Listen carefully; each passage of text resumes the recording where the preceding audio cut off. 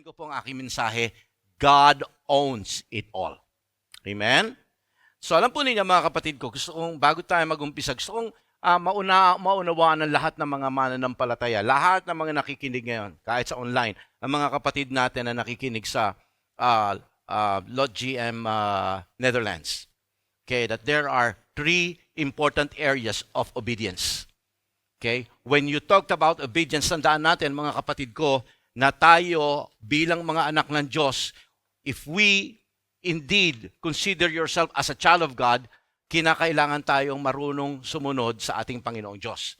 Just as kinikilala mo na ikaw ay anak ng tatay at nanay mo, matuto tayong dapat sumunod sa kanila. Amen? Hindi natin pwedeng sabihin, tatay ko siya, nanay ko siya, pero hindi ka marunong sumunod sa kanya. Okay? So, ganun din sa ating Panginoong Diyos. If we say that I am a child of God, you should know how to obey God. And there are three areas of obedience that we need to consider if you consider yourself a child of God. Now, gusto ko maintindihan natin when it comes to obedience, bakit tayo sumusunod? Because the mere purpose of obeying God is to please Him. Bakit ka sumusunod sa utos ng tatay mo at sa nanay mo? Kasi gusto mong ma-please ang tatay mo at nanay mo sa'yo. Tama po ba? Gusto mong matuwa sila sa'yo. Kaya yung gusto nila, ginagawa mo. And that's the same with God. If you want God to be pleased with your life, you need to what? You need to properly obey what He wants you to do, what He commands. And there are three areas. The basic three areas of obedience is one, serving God. In serving, pagka sinabing serving, kung ano yung sinasabi sa Biblia, gagawin mo yung all those Christian duties. Okay? Those are serving na talagang, that's why you need to involve yourself sa mga gawain ng Panginoon. Particularly, yung pagsishare ng gospel to those friends na hindi pa nakakakilala sa Panginoon, to those mga kaanak mo na hindi pa nakakilala sa Panginoon, and to those people na dinidikit sa iyo ng Diyos, you need to share the gospel to them. Those are all Christian duties that we need to do. Those are serving God. Kaya kung may ability ka, serve Him with your ability. Kung may talent ka, serve Him with your talent. Hindi pa pwedeng ang bagay na binigay sa'yo ng Panginoon, i-hoard mo. O pipigilan mong ikaw ay huwag magpagpagamit sa Panginoon. No, magpagamit ka sa Panginoon. Amen? So, serving. Okay? And the second area of obedience is worship. That's the reason why nandito tayo ngayon. That's the reason why you give time every Sunday to come so that we can gather here, okay, para tayo po ay manambahan sa ating Panginoon, para purihin natin siya, para luwalhatiin natin siya sa ating mga buhay. Okay, hindi pa pwedeng sabihin mo ikay anak ng Diyos, binigyan ka niya ng kaligtasan, and yet you don't have time to worship God. Of course, sinasabi mo, nagwo-worship naman po ako sa bahay, pastor, but that's another thing. Ang gusto ng Panginoon, at iyon ang ginagawa ng mga Kristiyano noon, ng mga disipulo noon, ng mga apostol noon, ng mga naunang iglesia noon, that they gather, kahit na po sila ay hinahunting at papatayin. At alam nilang, for the sake of fellowship, ang buhay nila ay nakasalalay doon. Pwede silang makita dahil nag-iingay sila, nagpe-pray sila sa Panginoon, nag-worship sila. And yet, kahit na yon ay dangerous thing to do, during the time, they come together to worship God. So, iba po yung nasa online ka, at iba yung nasa online kayo, kagaya lang sa church natin sa Holland ngayon, online nga sila, and yet they are gathering together in fellowship. That's a collective worship na ginagawa ng mga anak ng Diyos. So, huwag niyong panghinayangan ang pagpunta ng Sunday. Sapagkat yan ay mga bagay na ginagawa nung sinauna pa man. Huwag nating isipin na may online naman. Online is good, but you need somebody na nakatabi dyan sa tabi mo. Okay? Maganda yung may nasisiko ka minsan. Pagka sinabing sabihin mo nga dyan sa katabi mo, ganun yun eh. Ganun yun eh. Alright? So worship is very important. Particularly congregational worship like we are doing right now. Okay? And the third one is giving. The three important areas of obedience. Remember that. Serving, worship, and giving. Now, ang naintindihan natin ngayon in our last two series of sermon that giving is not really particularly giving of money. Money is just secondary because God will not consider your giving if you will not learn how to give your life first to God. Yun nga yung chinecheck ni Pablo sa mga taga-Korinto Okay? Hindi kailangan ng Panginoon ng pera mo. That's the plain truth. Hindi niya kailangan ng pera. Sasabihin ko sa inyo kung bakit hindi niya kailangan ng pera mamaya. Pero gusto ko maunawaan natin, God is not about our money. He is about our heart. He is about the character of the heart that goes with the giving. Yun po importante doon. Dahil sa sa panahon natin ngayon, marami, I'm not talking about Lord of the Harvest per se. Alam niyo naman, tingnan niyo naman po ang church natin. Kung itong church na ito ay hindi giving church, we will not have this beautiful building that we're enjoying right now. Palakpakan po natin ang ating Panginoon dyan. Okay? But sad to say, bakit may mga church na talagang hanggang doon lang? Because I believe that they do not have a proper knowledge of about the theology, okay, when it comes to giving. Kaya kinakailangan po natin maunawaan ito at kasi itong malungkot. Because among the 3 areas of obedience that we are seeing here sa ating television ngayon, sa ating monitor ngayon, giving is always the last to come. Okay, when it comes to the area, it's easy to serve God with our talents, with our everything. Pero madaling tayo mag-worship, particularly tayo mga Pilipino, we want to sing song, and particularly pagka gusto natin yung mga kanta at alam na gusto natin yung mga tono, we like it. But giving, eto mabigat. Okay, mahirap. That's why pag-uusapan po natin ito. Pero before we continue, let me ask you a question. What is your attitude when it comes to giving? Pagka sinabing pera mo, yan. Okay? Natanong kita, who owns the money in your wallet? Ang sagot, syempre, Pastor, it's my money. Tama mo ba? Tama? Ano tayo yung sumagot?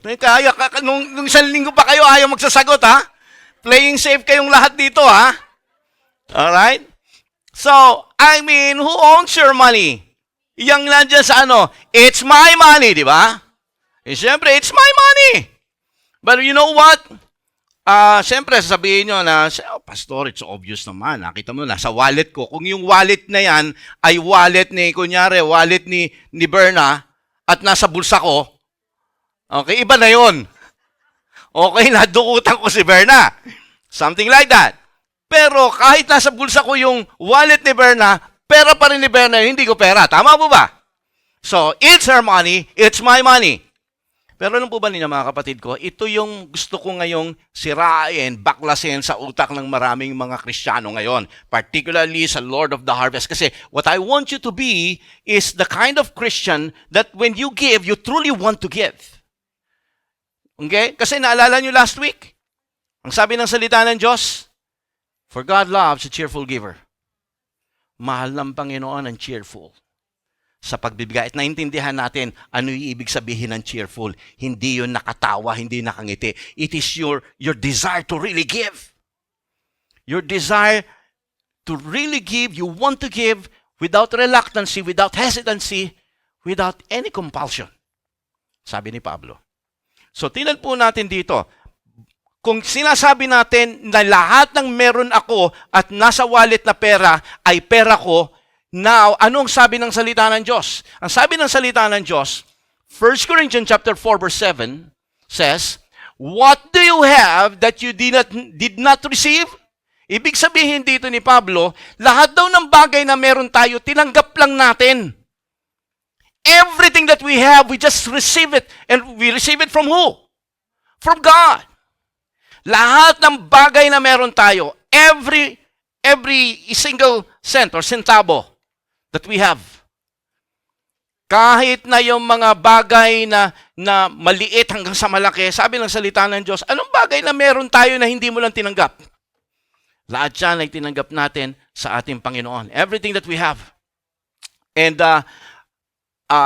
kung ito ay lalagay ngayon natin sa isip natin, kung ang lahat pala ng bagay ay tinanggap ko lang, then suddenly, the focus of when I give my tithes or when I give my offering doon sa offering bag.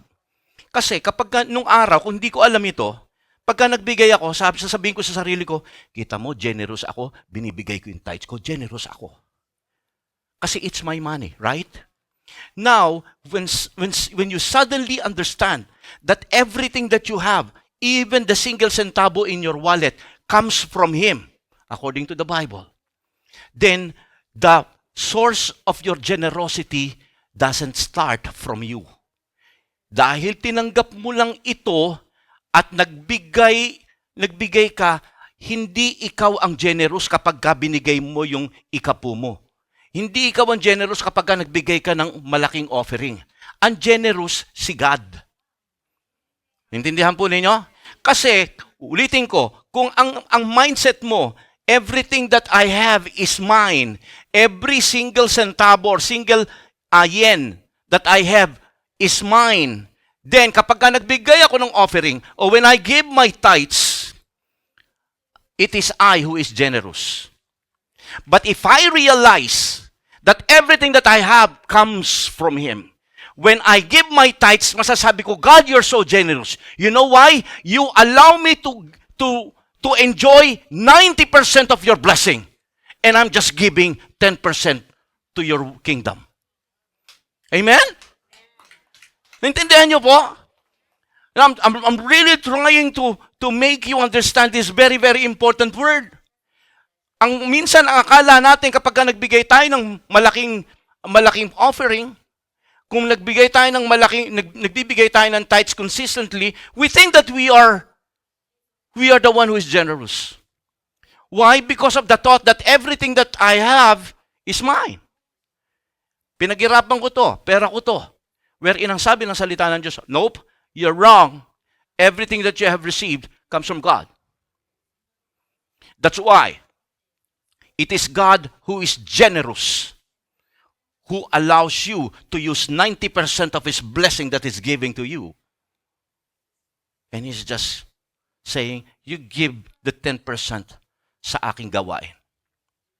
So gusto ko maunawaan po natin, these are all but words na ibinigay ng Panginoon sa mga anak niya. Because ang pangkaraniwang tao na hindi nabubuhay sa biyaya ng Diyos, hindi nakatanggap ng biyaya na kaloob ng kaligtasan at kabutihan ng Diyos, hindi ma-appreciate ito.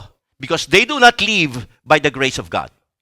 But if those people who knew that they became a child of God because of the grace of God, because they accepted Jesus as their Lord and Savior, and they know that whatever happens to them, God will meet them. God will meet their needs. And God will surely meet them if they die here on earth. God will surely meet them and guarantee their eternal life. Ito pong gusto ko maunawaan po ninyo. Ito yung mga taong nabubuhay sa biyaya ng Diyos. Ito yung mga tao na nagsasabing, Panginoon, okay, salamat po sapagkat everything that I have, it comes from you. So, yun yung bagay na gusto kong unang wasakin natin sa isipan natin. Everything that you have. Kaya pag halimbawa nagkaroon ka ng bagong kotse, bumili ka ng bagong damit, sasabihin mo, Panginoon, thank you, binigyan mo ako ng bagong damit, binigyan mo ako ng bagong sapatos. Because really, if you are a Christian looking and basing everything sa iyong sa salita ng Diyos, malalaman mong ito ay kaloob sa iyo ng Panginoon. Marami sa atin ang akala natin pagka naligtas ka sa disgrasya, sasabihin mo, Lord, salamat. Salamat, Lord, niligtas mo ko. Pero hindi natin siya ina-appreciate kapag may mga bagay na magaganda kang ini-enjoy sa buhay mo ito. Hindi mo ba alam lahat yan bigay sa iyo ng Panginoon? Lahat yan ay kaloob sa'yo ng Panginoon. Palakpakan po natin ang ating Panginoon dyan. It's not only your money na meron ka, maging mga bagay na ine-enjoy mo sa buhay na ito. Everything, sabi ng salita ng Diyos, comes from you. You see, ang sabi ng Acts chapter 17, verse 28, in Him we live, in Him we move, and in Him we have our being. Everything that you enjoy in this life, your health, in Him we live. Tuwing umagang gumigising ka at humihinga ka. Okay? Tuwing umaga, in Him we move. Kaya nakakakilos ka, nagagawa mo yung gusto mong gawin because through Him and in Him, everything that you have right now, you just receive it from God. Isn't it good? Isn't it exciting na maintindihan mo? Every day, God is faithful. Every morning when you open up your eyes, masaya ka, magtatrabaho ka, alam ko yung iba sa, ay, trabaho na naman. Hey, get excited! Kasi nagising ka ngayon, may trabaho ka, marami dyan ayaw nang gumising, dahil imbalido na sila. In Him we live, in Him we move.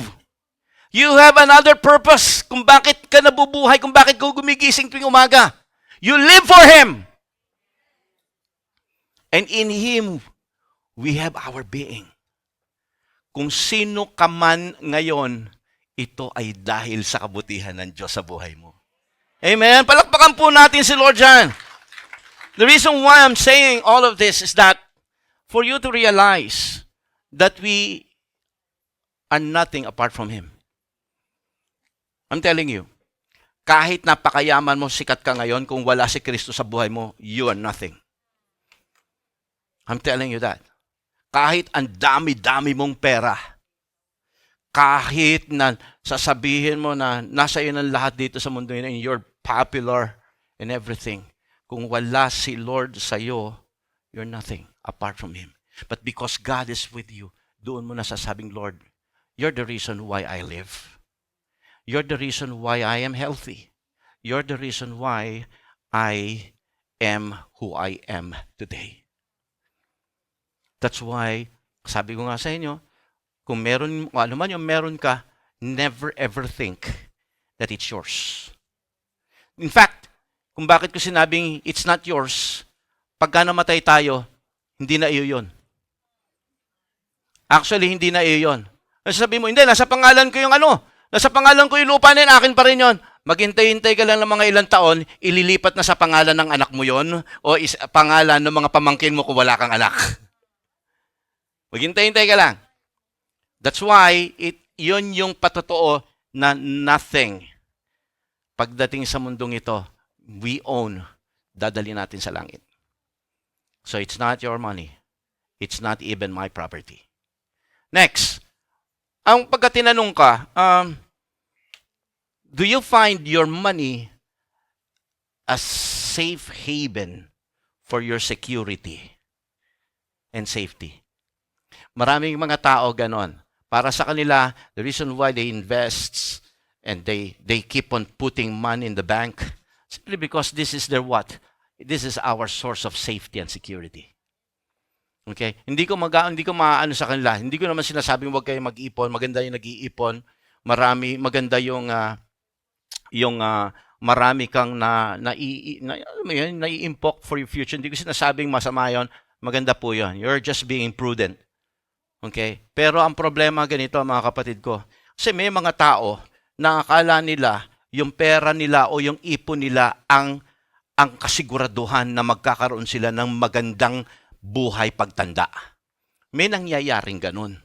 Hindi naman sinasabi. Pero kahit tumanda sila ng marami silang pera, minsan hindi nila talaga sadyang nare-realize na na-enjoy nila yung meron silang maraming inimpok. Okay? Marami ako nakita na marami silang naimpok sa kanilang pagtanda, pero yung kanilang mga naimpok, hindi talaga nila totaling na-enjoy sa kanilang buhay. Pero meron namang iba. Pero ang point ko rito, mga kapatid ko, maraming mga tao, ganito ang kanggay kata, ganito yung kanilang iniisip ng nanonood yung mga taga-online natin, nagsasalita ako ng Nihongo. Ganito yung ating, minsan yung paniniwala. If you have money, this will be the source of my security and my safety. Pagka naipon ko na, naalala niyo yung lalaking mayaman? Mayaman na ako, I'm safe and I'm secured for my future. Okay na to. But then again, ang sabi ng Panginoon, you are fool. You're fool. Today, I'm gonna take out your life. Sino nakinabang? Wala. Hindi niya napakinabangan yan. Gusto ko maunawaan po natin, mga kapatid ko, that kagaya nung pinag-usapan natin the last 2 Sundays ago, tingnan po ninyo yung sabi ng salita ng Diyos, di ba? I'm sorry, hindi ko pala nasulat yon. Okay, sorry. Yung 2 Corinthians chapter 9 verse 8, di ba? Sabihin ko na lang, total alam niyo yan eh, kabisado niyo ito eh, last week ko lang sinabi ito eh. And God is able to make all grace abound to you, di ba? So that in all things, at all times, having all that you need, you will abound in every good works. Now, bakit sinabi ni Pablo yon sa mga Korinto? Again, sa konteksto ng mga taga Macedonia. Because ang mga Macedonia, the reason why they were able to give to God, to give to the church in Jerusalem, sapagkat malinaw po doon na ang safety and security nila ay wala sa kanilang pera. Una sa lahat, hindi sila safe and secure dahil wala silang pera. But dahil nga doon sa sitwasyon na yun, they realize, hey, okay, kahit wala pala kaming pera, we can still feel secure and safe. We realize na pera is not really the source of safety and security. Hindi na kami natatakot kung tatanda kami, hindi nga kami natatakot kung may kakainin kami bukas. Simply because they are all what? They understand the power of grace. They are abounding in grace. Na-realize nila na simula nung sila'y tumanggap sa ating Panginoong Hesus, hindi nagpabaya ang Panginoon sa kanila. Of course, hindi sobra-sobra. Okay? Pero hindi nagpabaya ang Panginoon sa kanila. Besides nung nakilala nila ang Panginoon, hindi nga umangat ang estado ng kanilang buhay, pero umangat ang estado ng kanilang pagkatao. Sumaya sila lalo. Nagkaroon sila ng kapayapaan. Alam po niyo, mga kapatid ko? Yun yung pagbabago sa kanila. God never made them rich, by the way. Actually, mamaya makikita niyo yung babasahin natin. Yung binasa na natin 2 weeks ago, yung 2 Corinthians chapter 8 verse 2, sabi doon, di ba, to their extreme poverty. Naalala niyo yung sinabi ko sa inyo, yung irony, isas extreme, tapos nagkaroon sila ng rich generosity. Paano nangyari yon? Why? Because these people in Macedonia are abounding in the grace of God. Again, hindi magagawa ito ng mga unbeliever. Ang makakagawa lang nito ay yung mga Kristiyano na yumayabong ang biyaya ng Diyos sa kanilang buhay. Not even mere Christians or ordinary Christians na hindi nakakaunawa ng biyaya ng Diyos ang makakagawa nito. Pero dahil nga ang mga Macedonians, simula pa lang wala sila. Kaya alam niyo, mahirap yung meron ka, tapos maintindihan mong kinakailangan mong magbigay. Minsan mahirap yun eh. Minsan yung mga walang-wala pa, yun yung generous talaga eh. I have proven that so many times. Yung sino pa yung wala, sila yung talagang, wow. Grabe kung magbigay. They understand what giving is all about. Kasi naintindihan nila na itong bagay na ito, hindi na yun yung kanilang kahinaan. Okay, hindi. Kasi namuhay sila ng, minsan yung talagang meron yun ang talagang, no, yung ibig sabihin. Yun po yun.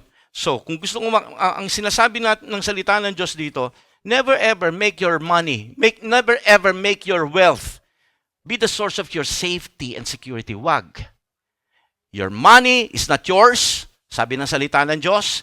At the same time, never ever cling to your money, to your wealth as your source of safety, okay? Or a place of refuge for safety and security. That's one thing. And sabi nga po ng Hebrews, okay, 13:5, keep your lives free from the love of money. And be content. Again, nakita niyo yung word na rito, yung word na content. Last week, pinag-uusapan natin tong contentment. Okay? Because the people from Macedonia were already content. They were giving to the people, to their brothers and sisters in Jerusalem, out of their contentment, not out of their yaman. Kontento sila eh. Kaya kung ano man to, kumakain kami ng isang beses isang araw, kontento na kami ron. Used na kami ron eh. Kaya kung magbibigay na kami, yung bagay na binibigay namin, huwag kang mag-alala. Kaya sabi ni Paul, hey, huwag ka na kayo magbigay kasi hirap niyan. Lalo niyong pinahirapan ng sarili niyo. Sabi nila, Paul, huwag mo kaming pigilan. Sabi nga ni Paul sa mga sa sulat niya sa mga taga-Korinto, they pleaded.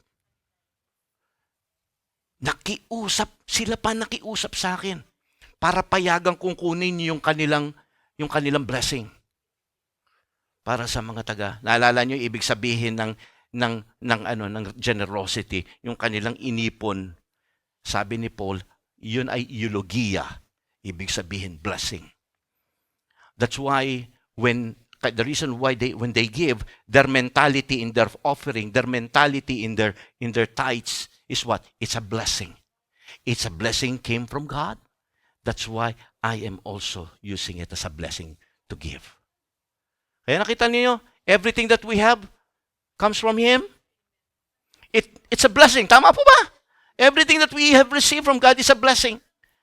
Kahit pa iyan ay pinaghirapan mo ng buong buwan, binigay sa iyo yung sweldo mo, it's a blessing. Never ever think it's yours. Actually, as far as God is concerned, it's God's blessing for your life. Hallelujah. So, sabi po dito ni gumawa ng Hebrews, sabi nila it's Paul or sometimes Luke, either of the two. Sabi po doon, because God has said, never will I leave you, never will I forsake you. Alam niyo po ba yung word na never will I leave you, never will I forsake you? I will never leave you nor forsake you. It's a word of God's grace. It's an encouragement of grace. Yun ay ibinigay niya sa mga anak ng Diyos. At siya ang nagsasabing, hindi kita, kahit sa panahon ng iyong pagkukulang, sa panahon ng iyong pangangailangan, hindi kita iiwanan, nandiyan ako. Kaya yung mga Macedonian, okay, they were really, freely giving because they know God will never leave them nor forsake them. You see, it's a word of grace. That's why kung meron man nakikinig dito, okay, I want you to grow in God's grace. Yung mga nanonood sa online, I want you to grow in God's grace. Sapagkat kung akala mo binigay na ng Lord sa iyo yung lahat-lahat, kulang pa yan. Ang kinakailangan lang, lumago ka sa biyaya ng Diyos. Sapagkat higit pa ang pwedeng gawin ng Panginoon sa sitwasyon ng buhay mo ngayon. Higit pa. At kayang gawin niya ng Panginoon sa buhay natin. Amen? Now, tuloy po natin mga kapatid ko. Another mindset na gusto kong sirain natin, ngayon tayo yung mga mananampalataya na. Sabi ko nga kanina, our money, our wealth, is not ours. Okay? It all comes from God. It's a blessing coming from God. And second, money will never ever be your area of security or a place of refuge for security and safety. Never. All right? And the third one, okay, I am not accountable to no one. Ba, ibig sabihin, kapag hindi ka ba nagbigay, hindi ka nagbigay sa Lord, if you do not make an offering or tithing sa Panginoon, will you be held accountable by God? Sasagot natin, wala naman. Ilang beses nga dumadaan yung offering bag, hindi nga ako naglalagay diyan eh. Wala namang kasi lahat ng mga binigay ko lahat ng bagay na nagbigay ako, wala naman nakakapansin, hindi naman nakikita ni Lord diyan eh. May ganun tayo minsan na idea, di ba? Na dumaan, ano lang. Pero totoo ba yun? That, sa mga bagay na ibinibigay sa atin ng Panginoon, sa mga blessing na ibinibigay sa iyo ng Diyos, knowing that everything that we receive, everything that we have, we just receive from Him.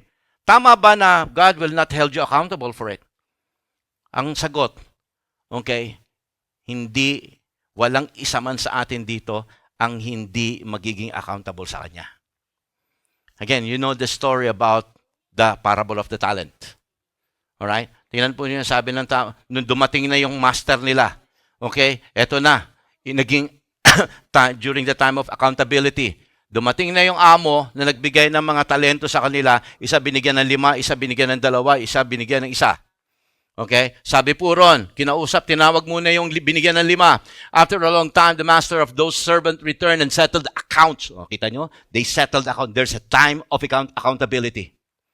Okay? Walang tao dito na nakikinig ngayon, okay, sa mensahe ko ngayon, na pag humarap sa ating Panginoon, God will not hold you accountable. No? Lahat tayo, sapagat lahat tayo ay binigyan ng Panginoon ng iba-ibang mga bagay.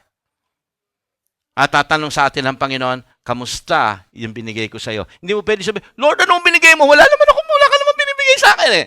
Okay? Remember, binasa natin kanina, everything that we have, we just receive. Now, okay, ano po sabi ng salita ng Diyos? Tuloy natin. The man who had received the 5 talents brought the other 5. Master, binigay niya yung 5. Okay? He said, you entrusted me with 5 talents. See, I have gained 5 more. Anong sagot ng master? The master replied, well done, good and faithful servant. You have been faithful with a few things. I will put you in charge of many things. Come and share the master's happiness. Ibig sabihin, masayang-masaya ako sa bagay na ginawa mo. See? Sinecheck ni Lord. And the other one, sabi niya ganon, and the man with the 2 talents also came. Now, sasabihin natin, bakit may 2, may 3? Kasi mayroong sadyang ang expectation ng Panginoon sa iyo, hanggang dyan lang. May expectation ng Lord malaki. As a pastor, God has a big expectation from me. Okay? Bilang lingkod niya. Kaya mag-ingat. Pagka ginawa kang pastor ng Panginoon, minsan gusto lang natin maging pastor kagad. Okay? Ang hindi mo alam, you are taking a big responsibility. Hindi ka doon sa standard ng in-expect sa'yo ng Panginoon. Baka yung 5 na ibinigay sa'yo ng Panginoon, baka 2 lang ma-produce mo. At sasabihin mo, at least nakapag-produce ng 3, sa Lord walang at least. Okay? Ang ine-expect niya ay the best. Ang ine-expect niya ay excellence sa kanyang mga anak. Okay? Now, tuloy po natin. Sabi rin sa 2 para mabilisan na natin. No? And the man who with the talents, 2 talents also came. Master, he said, you entrusted me with 2 talents. See, I have gained 2 more. His master replied, well done, good and faithful servant. You have been faithful. Nakita niyo, pareho. Kahit 2 lang yung isa 5, pareho lang yung ligaya ng kanyang master. Okay? Why? Because they multiply. Okay? Because they when the Lord accounted everything sa kanilang buhay, nakita ng Diyos na talagang nagsipag sila. Okay? Yung pangatlo. And then the man who had received the 1 talent, came, Master, he said, I knew you are a hard man, harvesting where you, kung ano pinagsasabi nito, taong to. Ang kami ng gano'n, alam ko Lord kasi hirap-hirap maglingkod, wala akong tama, tsaka lahat na lang pinagsasabi niya. And so, I was afraid, sabi niya gano'n, I went out and hid your talent in the ground, so here, this is what belongs to you. Sa iyo to, wala akong ginalaw, wala akong binawasan. Aba, parang may utang na loob pa yung master niya, Sabi niya, kung ano yung binigay mo, buong-buo, walang bawas, walang kulang. Nako, maraming mga Kristiyanong ganyan pagharap sa ating Panginoong Diyos. Lord, wala akong kinaaway sa church namin. Lord, perfect ang attendance ko. Lord, sa church namin, hindi ako nagbigay ng sakit ng ulo kay pastor. Alright? Kaya eto ako ngayon, Lord. Buong buo. Nagigets ninyo? And then, look at this. Ang sagot ng kanyang master. Tandaan ninyo, hindi niya to binawasan. Hindi niya to ginalaw. Okay? So, kumbaga parang, kung sa pangkaraniwan tao, sige, kahit pa paano, wala naman nagalaw, wala nabawas, at as is yung binigay ko sa'yo, pati yung number ng mga pera, parehong-pareho. Talagang sabi niya, talagang, Lord, talagang iyon niya, kasi binaong ko sa lupa yan. Maraming mga Kristiyano, okay, pagharap sa ating Panginoon, buong buo, walang bawas. Okay? Sapagkat binaon nila ang kanilang buhay, okay, sa inilayo nila ang sarili nila sa paningin ng Panginoon. Okay? Kaya sabi ng salita ng Diyos, sabi ng Master, you wicked, lazy servant. Nakita niyo, nandun yung word . Okay? Ano ang tawag sa mga Kristiyanong hindi nag-i-invest ng kanilang buhay sa Panginoon? They are wicked and they are lazy. Wicked simply because they didn't obey. Alam po ninyo, sabi ko sa inyo kanina sa aking opening remarks, sa aking mensahe. Naintindihan niyo? If you want to please God, you will obey or you must obey. That's the only way to please God. No other way. Kung gusto mo magandaan sa iyo ang Lord, ma-please siya sa iyo sa ginagawa mo. If you want to get the attention of God in your life, you have to obey. And obey is what God is looking for, obedience. So, kita po natin dito, mga kapatid, okay, sabi niya ganon, this man is wicked because he disobeyed. And second, lazy. Alam po ba niyo yung lazy? Huwag niyong mamaliitin yung katamaran, ha? Ito ay isa sa 7 deadly sin. Huwag niyong kalilimutan na tinatamad ako ngayon sa gawain. Nako! Sino tinatamad minsan sa gawain ng Panginoon? Nako, huwag niyong gagamitin yung word na tinatamad ako because maraming mga tao ang mapupunta sa impyerno dahil sila is slothful or lazy. That's one of the 7 deadly sin.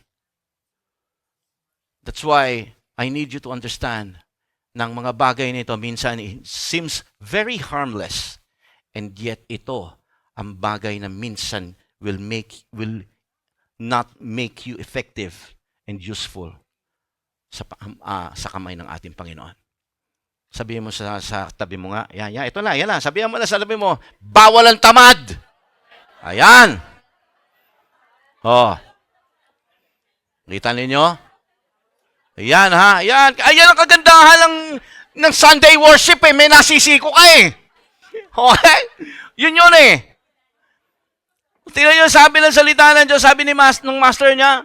So yun I have, sabi niya gano'n, Then, again, that's the story. Okay? So meaning to say, don't ever think, okay, that your giving will not be held accountable by God. Don't ever think of that. Because everything that we have, your money is not your money. Your property is not even yours.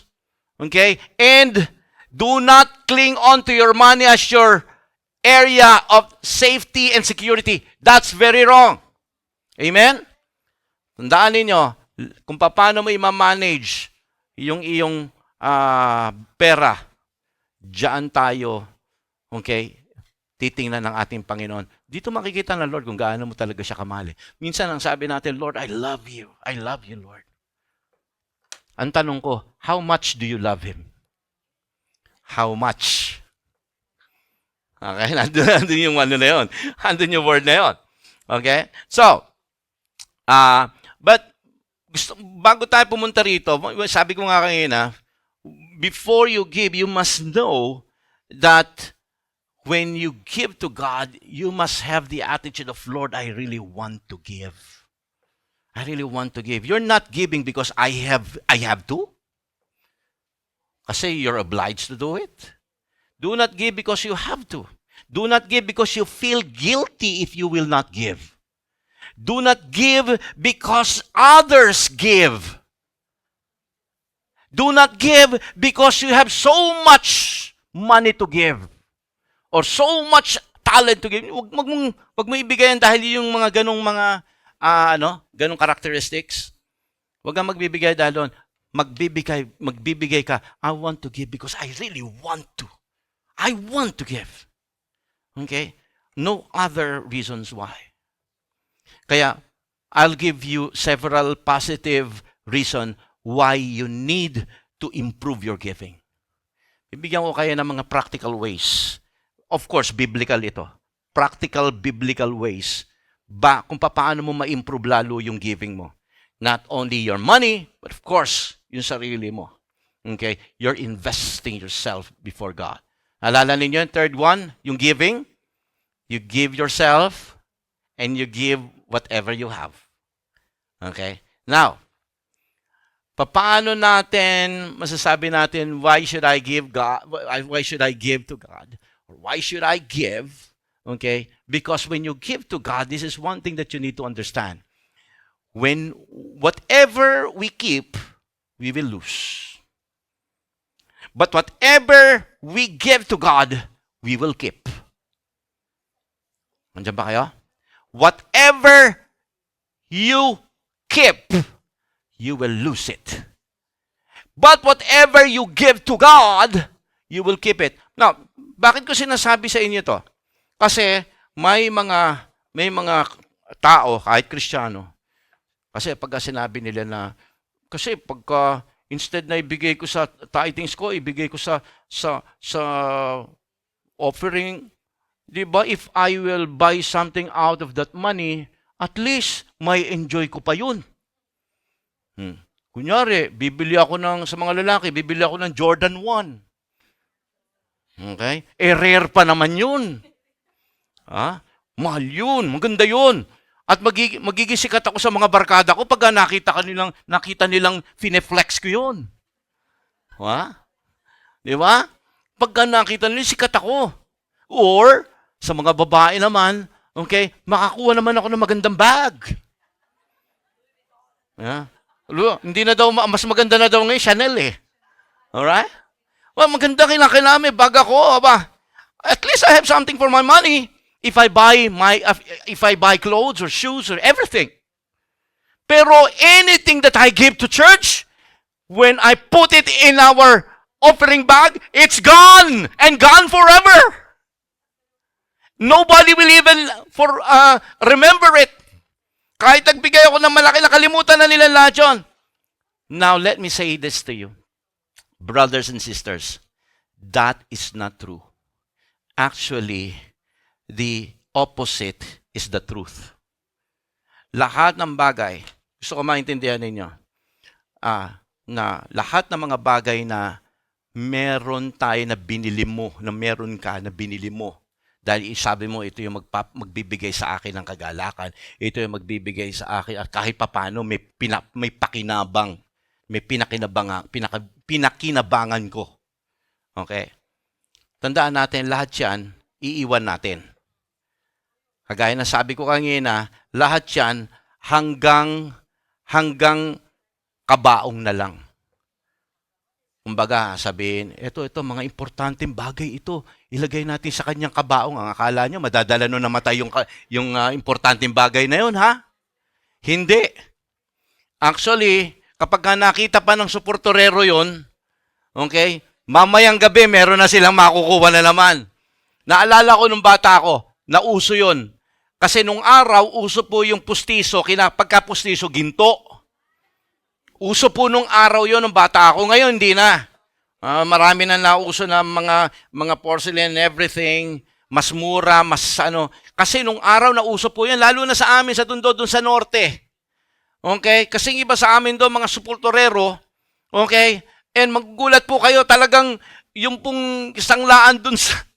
Yung isang laan dun sa amin sa Pritil. Okay? Maraming ginto ron, puro gintong ipin. And I'm telling you, these are all true story. Hindi po ito pang ano.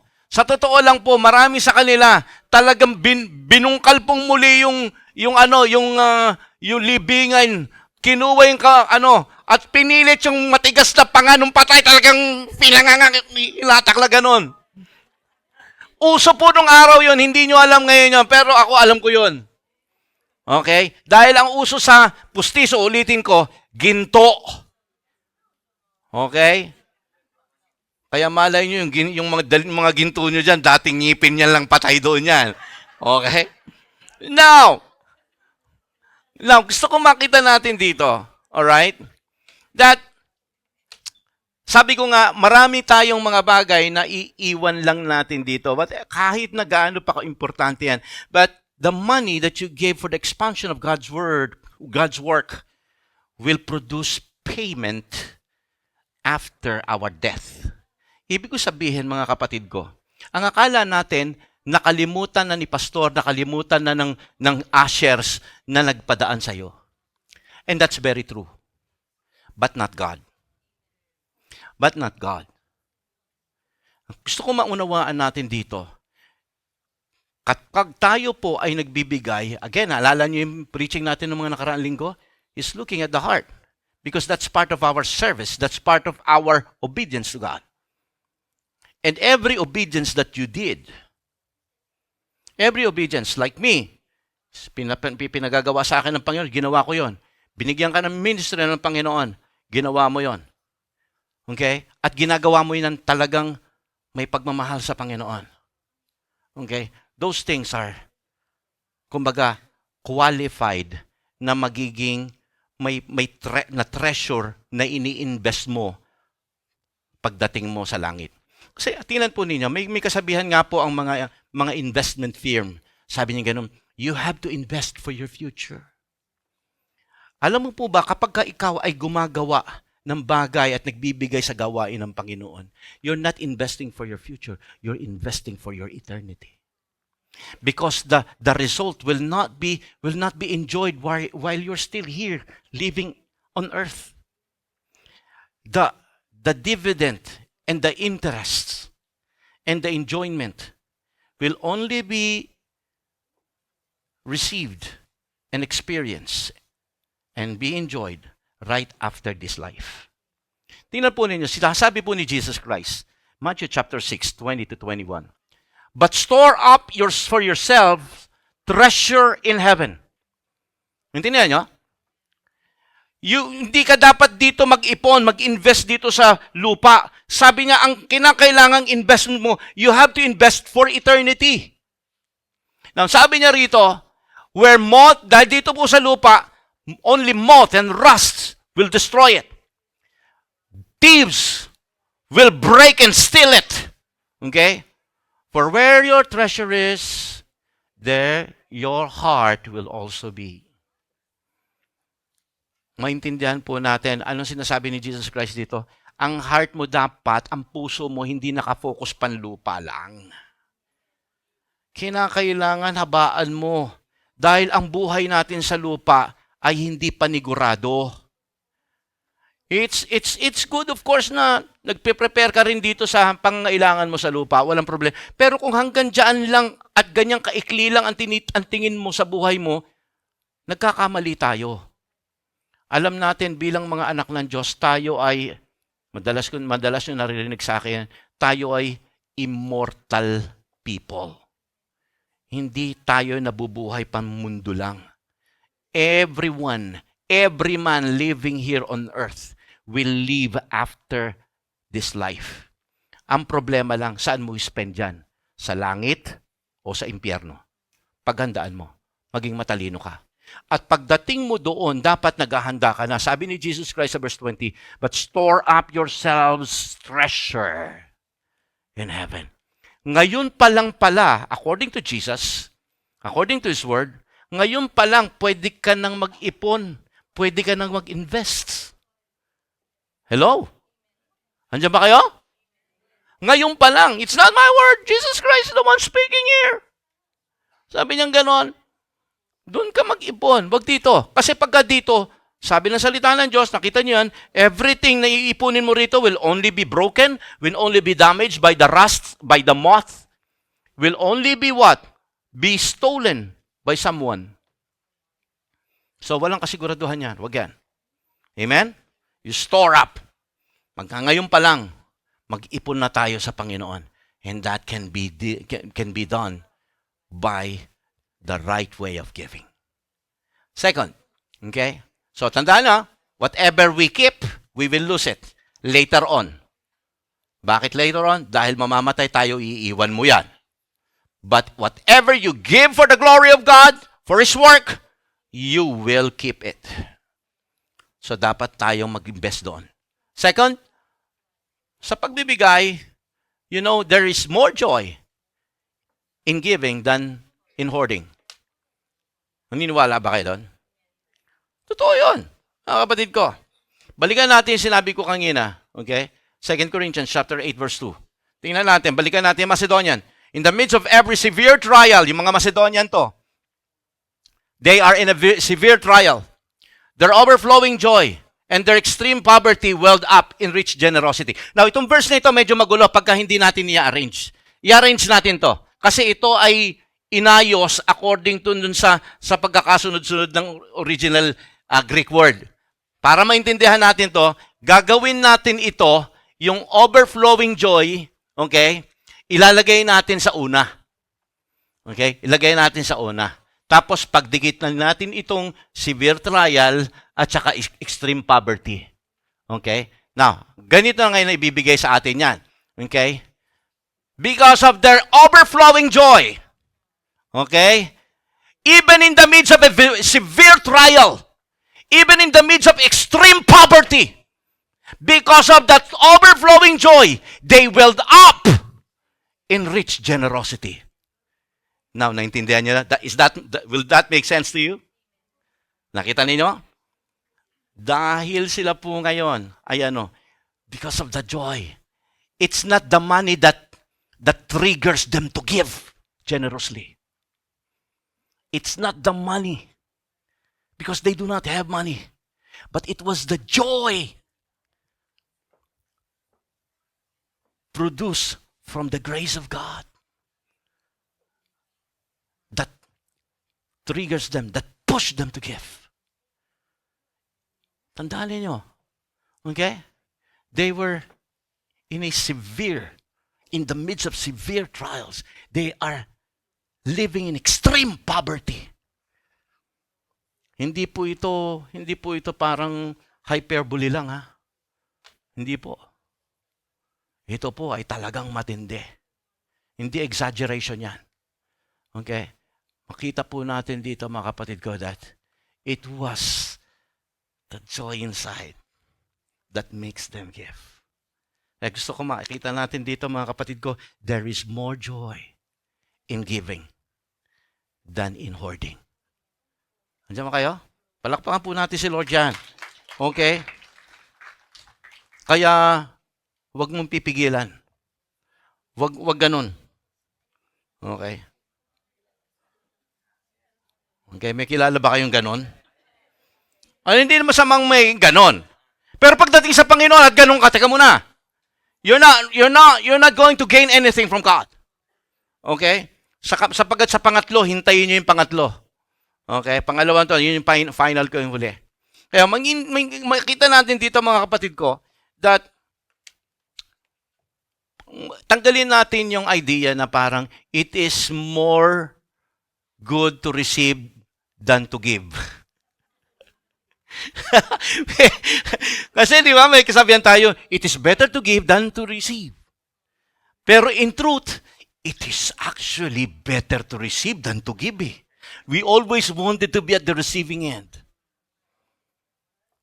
Okay? But no, the truth is, tanggalin natin yung mentality na yan. Tanggalin natin yung parang ako muna bago sila. Tanggalin natin yan. Okay? Kasi tandaan ninyo, ang tao, hindi ka matutuwa sa anumang bagay. We can never get enough. Amen? Ibig sabihin, hindi ka masasatisfy sa buhay na ito. Okay? Kahit na bumili ka ng Bumili ka kunyari ng, alam mo yun, sige, sapatos na lang uli. Jordan 1 na lang. Okay? Bumili ka ng Jordan 1. Abay, pagbalik mo, may Jordan 2 na pala. Okay? Okay? Iba, yung mga babae naman, bumili ka ng tawag dito, ng bag. Abay, pagbalik mo ng isang buwan, iba na ang bago, iba na uso. Alright? So, yung excited kang hindi mo pa naman ginagamit dahil bago nga, tapos maganda, tinitingnan mo ganun, tapos may bago na lumabas ngayon, na wala na yung excitement mong gamitin. Dahil may bago na, model. That's what I'm saying. Our joy will not last long because there will always be new things to come. Okay? So, gusto ko makita natin dito, tinan po na sabi okay? Balik. Ayan. Okay. Sabi po rin Ecclesiastes chapter 5. Tingnan po nito. Ang ganda nitong verse na ito. Whoever loves money never has money enough. Alright? Naalala niyo yan? Magkaroon lang ako sa Japan. Mapunta lang ako ng Japan. Matulungan ko lang ng konti si inay. Natulungan mo na. Okay? Hindi, makaipon lang ako ng hakumang. Nagkahakumang ka na. 100. Doon sa mga nanonood sa 100, sabihin natin, 10,000 euro. Ako na, 10,000 euro. Okay? Tapos, nung nagkaroon ka na ng 10,000 euro sa bangko mo, hindi, 20,000 euro. Naging 20,000, 30,000 euro pa. 40,000 euro. Tama, whoever loves money, never has money enough. Whoever loves wealth will never be satisfied with his income. This too is meaningless. Okay? As goods increase, so do those who consume them. And what benefits are they? Okay? To the owner except to feast in his eyes on them.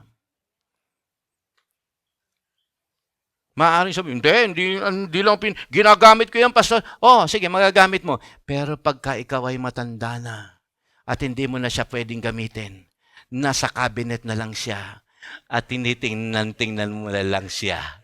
You're just feasting. At nasabi, ay, nako. Kita? Kita nyo? Yun lang po yun. Alright? And lastly, just to encourage you in your giving. Okay? There's really more joy. Alam niyo, try to give it to somebody and try to give your church. Alam po ninyo sa totoo lang. This church has been a product of people who give. Actually, marami na rito na nawala na sa church natin ngayon who were part of the church. At alam po ninyo, iba sa kanila, umuwi na ng Pilipinas. Iba sa kanila, pinauwi na ni Lord. Okay? And you know what? Dahil doon, kahit wala na sila, matagal na sila, sino ngayon ang nakikinabang, tumatanggap pa rin sila ng interes hanggang ngayon? Because of the many people coming in. Kung wala sila noon, saan tayo magpupuri ngayon? Amen? Kaya gusto ko maintindihan natin yun, mga kapatid ko. Ngayon, kumikita pa rin sila ng interes at dividendo. May dividend pa silang tinatanggap because of those kinds of giving. Kaya wag mong isipin na lahat ng binigay mo nakalimutan na at nawala na. It's gone when you put that money in the offering bag. No. Well, as far as we are concerned, nakalimutan na ni pastor yun. Totoo yun. But si God, hindi niya nakalimutan yun. And that's what is important. Next. Okay? Gusto ko maunawaan niyo sa pagbibigay, when you give, you cannot outgive God. Ito pinakagusto ko sa lahat eh. Kasi tingnan niyo ha, meron akong ibibigay sa inyong 3 verse, and then we're gonna be paralleling the 3 verses para to prove to you the thing that I want to say. Na pagka ikaw ay nagbigay, hindi pa patalo si Lord sa'yo pagka ibabalik niya sa'yo yan. Okay? You can never outgive God. Kaya pagka ikaw'y nagbigay, God is obliged to give it back to you big time. Now, tingnan po ninyo yung verse na ito. Si Jesus Christ ang nagsalita rito. Ano sabi niya? You give, and it will be given to you. Good measure, pressed down, shaken together, and running over. For with the measure you use, it will be measured to you. Another word, okay? In 2 Corinthians, verse natin to last week. Remember this, whoever sows sparingly will also reap sparingly, and whoever sows generously will also reap generously. Alright? And then, madalas natin, paborito ng lahat ng mga bago mag-offertory prayer, ginagamit nito, Malakay chapter 3, verse 10. Bring the whole tithe into the storehouse, that there will be food in my house. This mean this, says the Lord Almighty. And see if I will not throw open the floodgates of heaven and pour it out so much blessing that you will not have room enough for it. Now, may bagay akong napansin dito sa tatlong ito. And this is actually principles that God holds on, okay, na dapat maintindihan ng mga taga-Lord of the Harvest ngayon. Sa tatlong verses nito, I found out that God is somehow bound in a certain principle na hindi siya gagalaw hanggat hindi ka gagalaw muna. Of course, I know, and you know, that sa Biblia, maraming paraan para ikay pagpalain ng Panginoon. Actually, kahit wala ka pang ginagawa sa Kanya, pinapagpala ka na niya. But in this particular blessing, if you are really looking for a particular blessing coming from God, this particular blessing will not come to you, will not give to you by God, unless you start to make a move. You start to make an act of obedience. Mapapansin ninyo rito. Anong sabi? You give, and it will be given to you. Ibig sabihin, you start the act of obedience, and then God will begin to react on your action. Hindi niya, no? Tingnan niyo sa mga pangalawa. When you sow generously, you will reap generously. Alright? Ang sabi ng salita ng Diyos dito, if you bring the tithes into the storehouse, look at this word.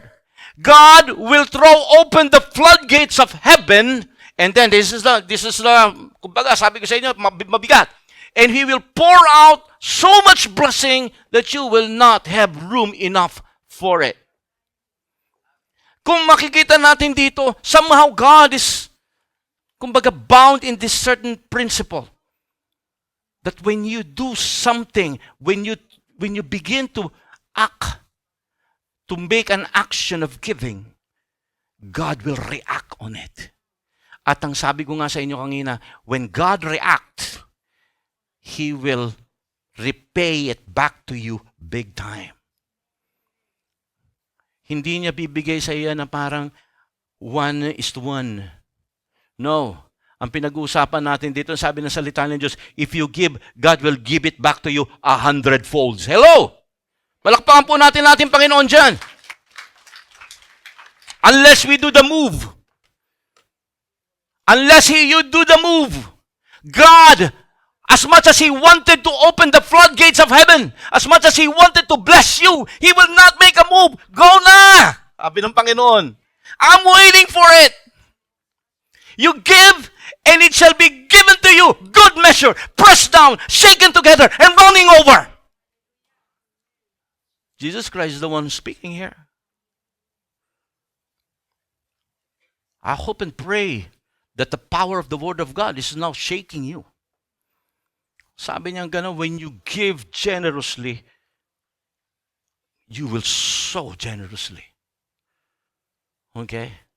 And when you give your tithe, sabi niya gano'n, I will open the floodgates of heaven.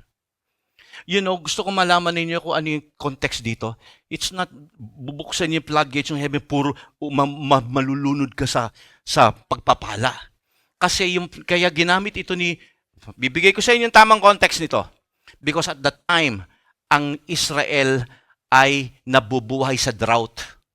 Mabigat ang tagtuyot noon. And for several years, these people were kumbaga, lacking in harvest. Taggutom dahil tagtuyot. Ang sabi ng Panginoon, you know what? Sabi niya gano'n, kasi ang problema niyo, nakalimutan niyo ako. Nakalimutan niyong ibigay para sa Panginoon, ibigay sa templo. Nakalimutan niyo ako. Pero kapag binigay niyo ang nararapat na pagsunod sa akin, bubuksan ko ang pintuan na, sabi niya, yung floodgates na yon, he was talking about rain. Because that is the most important thing that the country of Israel needs. Hindi nila kailangan ng pera. Kung tuyot-tagtuyot naman, ano mabibili? Kaya gusto ko maintindihan ninyo, ang ibinibigay ng Panginoon na blessing na sinasabi niya rito, ay yung bagay na magiging tamang-tama, pakikinabangan mo, at magiging masaya ang iyong buhay. Amen? Palakpakan po natin ang Panginoon dyan. That's the kind of blessing that God is speaking here. That's why. Okay? Gusto ko maunawaan natin. Kung magbibigay ka, it shouldn't be according to your situation. No, wag. Or according to your ability. Wag. You give because that's your act of obedience. At dito ako magtatapos sa istoryang ito. Okay? Mayroong isang nanay, okay, tiningnan niya yung kanyang lalagyanan at nakita niya na isang tasa na lang ng arena ang natitira sa banga. At siya at saka yung kanyang isang maliit na anak na lalaki, pagkatapos nun mamamatay na sila. Literally huling hapunan. Okay? So tapos nung handa na silang mamatay. Dahil sa panahon na yon, wala nang makain. At yun na lang ang natitira niya. Isang tasang harina. Good for them. Bukas patay na sila. Now, all of a sudden, out of the blue, may kumatok na lalaki. At nagpakilala, ang sabi niyang ganon, ako ay propeta ng Diyos, ako si Elijah. At ang sabi niya, pinadala ako ng Panginoon dito kasi may pakakainin mo daw ako ng tinapay. Okay? Now, kung kayo nandoon sa kalayuan ng babae, actually, ganito yung sinabi ng babae, paano kitang pakakainin ng tinapay? Isa na nga lang yung sakto na lang ngayon sa aming mag-ina. Actually, kulang pa yun, pero pagtitiyagaan na namin kainin yun dahil yun na lang ang natitira, bukas mamamatay na kami. Yun ang sabi exactly ng babae. Wala na kaming kakainin, yun na lang ang natitira. Pero sabi ni Elijah, hindi. Sabi ng salita ng Diyos, pumunta ako dito, malinaw. Hindi ibang bahay, bahay mo. At ang sabi, okay, meron ka daw tinapay na ibibigay sa akin. Now, maintindihan natin kung tayo siguro yung nandun sa kalagayan ng babae, sasabihin, teka mo na. Now, sa panahon natin ito, wala si Elijah. Walang magsasabing sabi sa akin ng Diyos. Pero ano meron tayo? The Word of God. At ang sabi ng salita ng Diyos, magbigay tayo sa Kanya. Kahit anong sitwasyon ng iyong buhay. Magbibigay tayo sa Kanya. And sometimes we try to question God. Lord, nakikita yung kalagayan ko. Paano ako magbibigay? Exactly the same with the woman. At yun ang ginawa ng babae. He trusted the Word of God. Ibinigay niya, iniluto niya yon. Siguro kung ewan ko, baka kung ako pa ha, baka sabihin ko, pwede bang konti lang, lalagyan ko lang yung kapiraso yung anak ko. Ako, okay na, wag na akong kumain. Bibigay ko na sa'yo. Pero yung anak ko Amen? But she totally submitted to the Word of God. At alam po ninyo na pinakain niya yan. Nung pinakain niya, at habang tumutulo ang laway nila habang kumakain na masarap, okay, yung propeta ng Diyos. Okay, anong ginawa niya? Sabi ni Elijah sa kanya, magluto ka lang sa'yo. Paano magluluto? Tingnan mo. At sa tuwi-tuwi nang binubuksan niya ang takip ng banga na lagyanan ng arena. Hindi nauubos. Parating merong isang tasang arena sa tuwi-tuwi na. Natapos ang tagtuyot, natapos ang taggutom. Hindi naubos yung arena. You know why? Because she became obedient to the Word of God. Amen? She learned how to understand the true principle of giving. It's really about your heart being ready to what the Bible, to what the Word of God says. Let us all stand up. Hallelujah. Ano-ano ang mga dahilan? Bakit ano-ano ang mga pumipigil sa atin?